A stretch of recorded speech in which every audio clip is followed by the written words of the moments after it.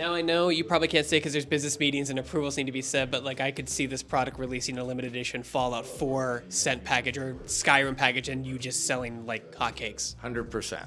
That's going to happen. Yeah, that was always part of the roadmap. Although we're launching with universal scents that just generally cover the environments and events in as many games as possible with those initial 6. Yeah, there'll be custom packs for individual games, and also a lot of scents that people will buy just because they want that. They don't have to use the scents that we ship with the product. Dean Finnegan, I'm the CEO of GameScent and MovieScent. The company name is actually Elevated Perceptions. Those are product names, MovieScent and GameScent.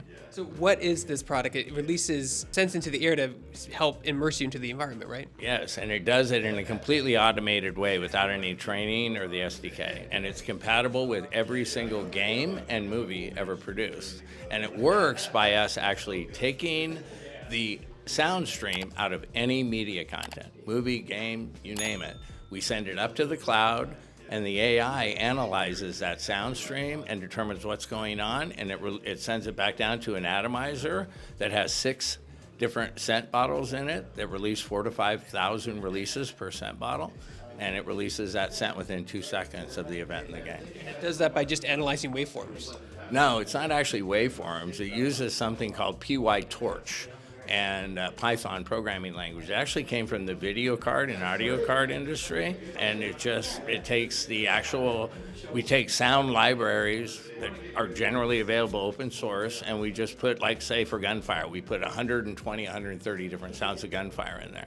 And then when the AI analyzes that sound, it doesn't have to be that exact sound. That's called frequency and amplitude matching. It doesn't. It just deduces that it's close, and then it releases the sound. Accuracy is amazing, over 98% in most cases. Well, it's funny because like a lot of those sound libraries have existed for decades. I mean, if you've ever been in the movie, you've heard that eagle scream or that bear growl. They reuse it all the time. Right. It's actually Smell-O-Vision was back in the 70s, right? We actually own that trademark, by the way. But that wasn't really technology. That was timestamp, right? And that was just at 1 minute 18 seconds this scent's release, so 1 minute 34 this scent. That wouldn't work for gaming, right? It works for movies, but you still need the SDK. You need the code to know that. And I wasn't interested in developing a product like that. I wanted a product that was universally compatible with every game and movie and every gaming platform, every single PC, every single TV, and every single VR headset. And we do that by extracting the audio signal with HDMI, or if on the base of a computer, HDMI doesn't output sound, right? So we use 3.5 analog. And then you just capture that audio out of the computer, split it, so you're still using your regular headphones and headset. And part of it goes into our adapter that sends it to the cloud where it analyzes through Wi-Fi. It's a Wi-Fi connection from the adapter to the cloud and a Wi-Fi connection from the cloud to the atomizer to release the sense. And so the dongle is just a pass-through basically for HDMI to... Yes. Yeah. HDMI passes right through. You don't have to use a splitter for HDMI, but some people might want to anyway. If they have a super high-end AV system and they don't want to alter this, even though it's a pass-through signal, they can always put a splitter on it. Yeah, we include an audio splitter. We don't include an HDMI splitter because it's a pass-through circuit.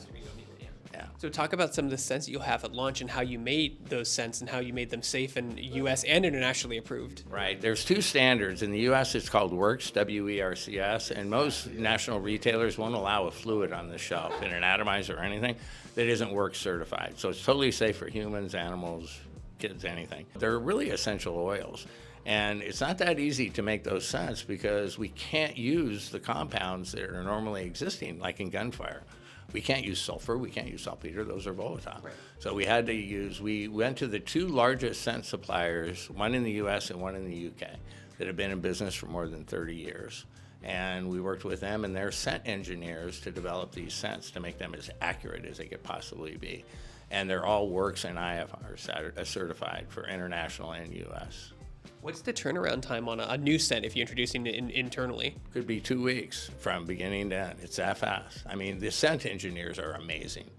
Like, we came to them, somebody requested blood, and we came to them and said, we need a blood, because when someone's shot, there's actually sound cues in games, but when blood comes out, so we just told them to, at that one, Nate came up with the idea, you take wet pennies, copper pennies, and rub in your hand because blood is coppery, and you reproduce that smell.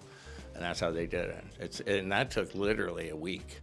And then the beauty of this system is it updates over the air at night. So if we have, say, a new game came out or we introduce a new scent, that night we send that out, and every single game scent out in the market gets updated, and now that'll release that scent with those cues. So how does the scent get into the air with your machine? It uses a very unique atomizer. Most atomizers, it's 6 different atomizers in the GameScent machine. That's unusual too. Most atomizers have just one, right? We have 6, and though it ships, it includes gunfire and explosions and racing for the event scents. But the environmental scents we included were actually forest and also storm. That smell after a storm, thunder, lightning, and rain. And we also have ocean and a bunch of other environmental scents. But it ships with those 5 plus clean air scent. And the clean air scent doesn't mask the scent. It actually binds with the molecules you've released during the game and neutralizes them. So that's how the whole process works. And clear air scent can manually be released. All the scents can manually be released, but you don't have to. It's all automated.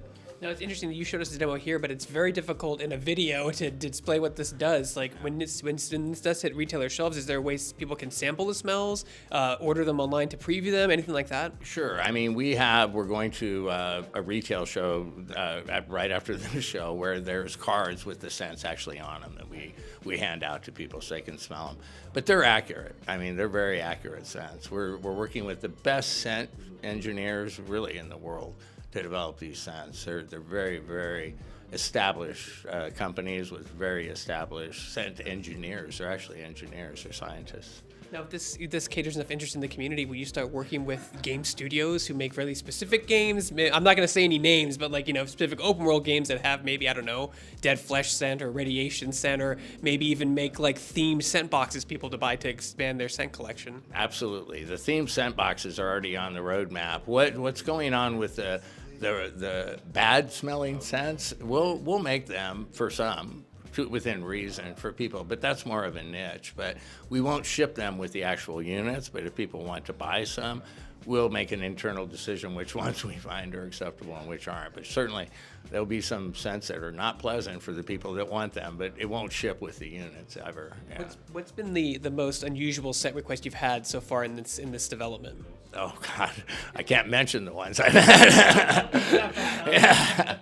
Yeah. I mean, there's a zombie, dead flesh, rotting flesh. That kind of stuff is real common for obviously the horror genre, right? So yeah, all of that's doable. We'll have between 30 and 40 scents by the end of the year, and the sky is really the limit. From the time we get an idea until we develop it and ship it, it could be less than a month before we have it in people's hands. And again, the machines update automatically, so all the machines will work instantly once we add a new scent.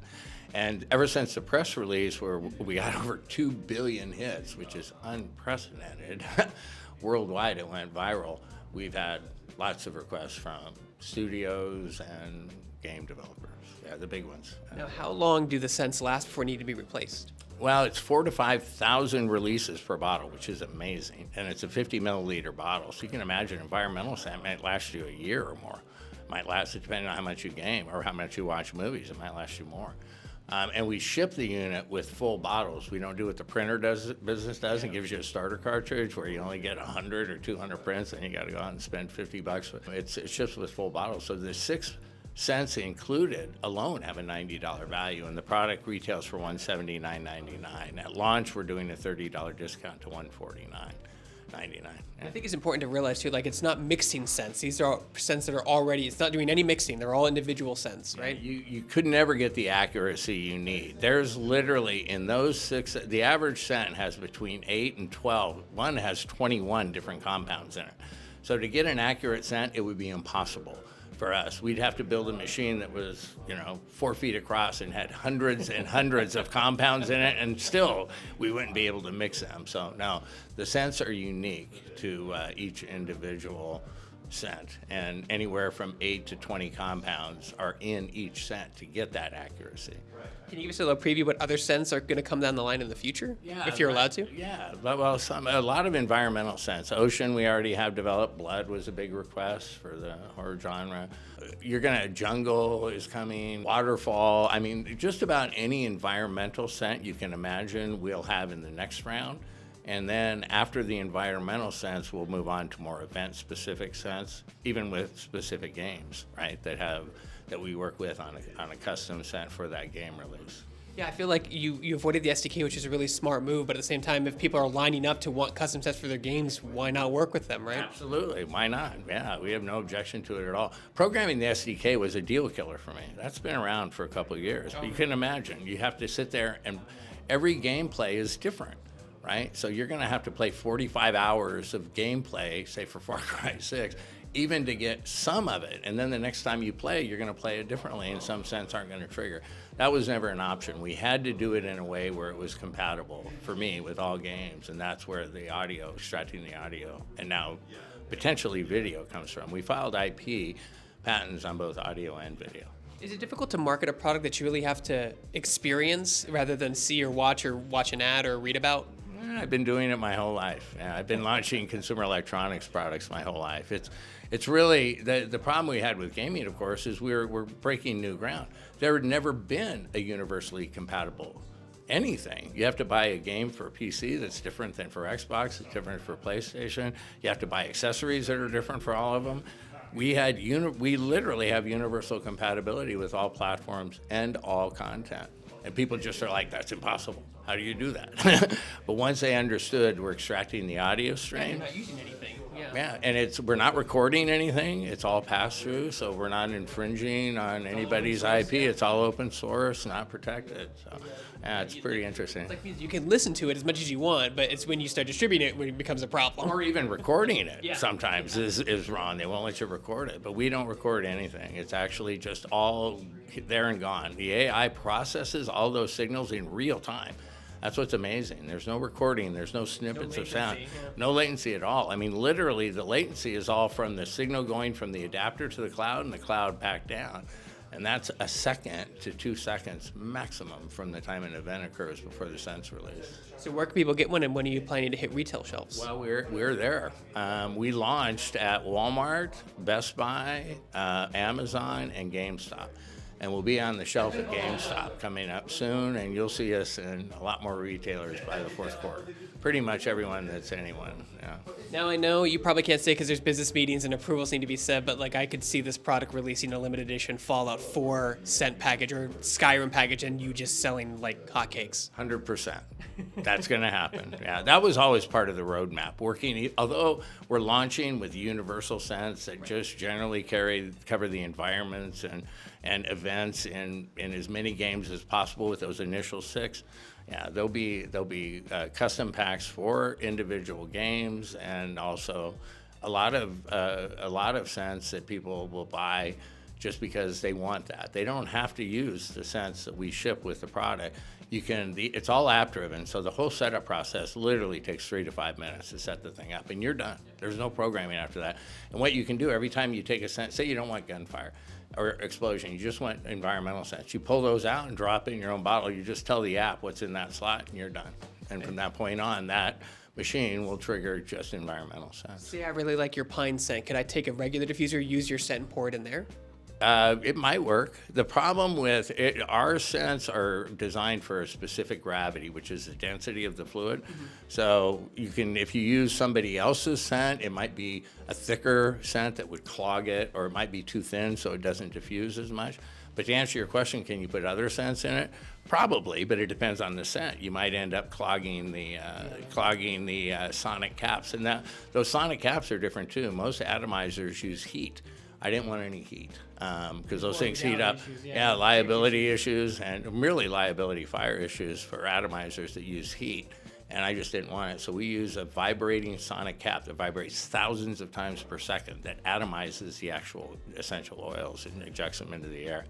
So it's a unique disbursement mechanism. So yeah, some other scents may work in it, some may not, and some may end up clogging it. You can unclog it, by the way, but And last question is, where can people go to find more information about your product if they're interested?